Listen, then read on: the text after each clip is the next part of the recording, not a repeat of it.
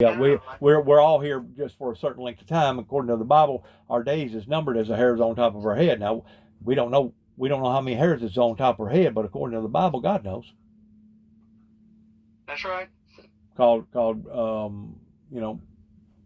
predestination. You're only here for a certain length of time, and then after that, you're gone. No matter who you are, no matter what your name is, no matter what culture you come from. So, like his boss has said, it wouldn't have mattered if he'd have been in behind a desk somewhere. If it was time for him to go, it was time for him to go. Looking at it from that perspective. Right. But as far as Brundage and Bone, as far as I'm concerned,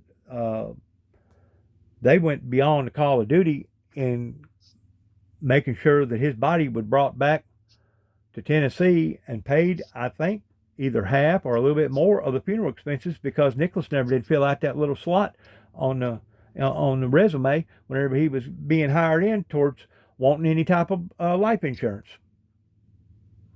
And his wife didn't have no life insurance, and they just got through recently buying a $380,000 home. So she's either going to have to go bankrupt or let that go back or something. Yeah. You know?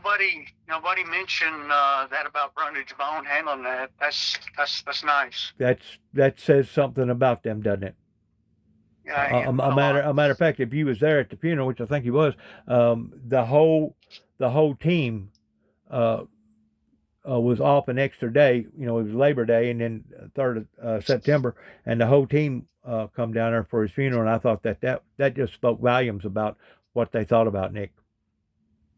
Oh yeah, I know Jim. He was the sales rep that we had there for a while, and he told us that on more than one occasion he thought a lot of Nick.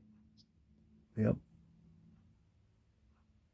Well, I appreciate you talking to me, man. Like I said, this is the ending of the year, and this has been a conversation that I've been wanting to have with you, and I've been reluctant towards calling you um, under the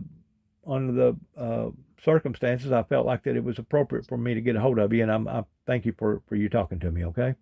Absolutely, Dennis.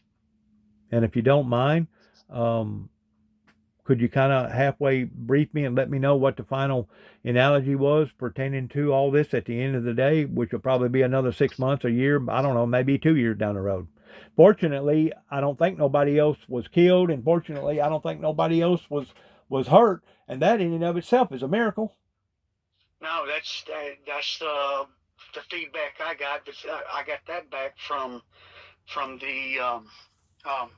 the record service. Because if there would have been another fatality involved, you are looking at a major ordeal being tied up in court for years.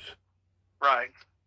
Pertaining to the insurance company, who's going to pay for what and who's liable for what, and et cetera, et cetera, et cetera. Because you know how that goes. All the other people that got damaged, their insurance went ahead and covered their property damage, and then it's up to them to go after your insurance company towards letting them be liable for the actual property damage. Yeah. But I don't know how they're going to wind up tying all that into his death.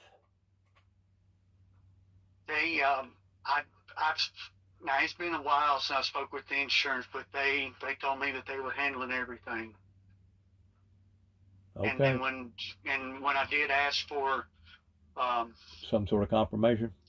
Yeah, I haven't received anything. I got you.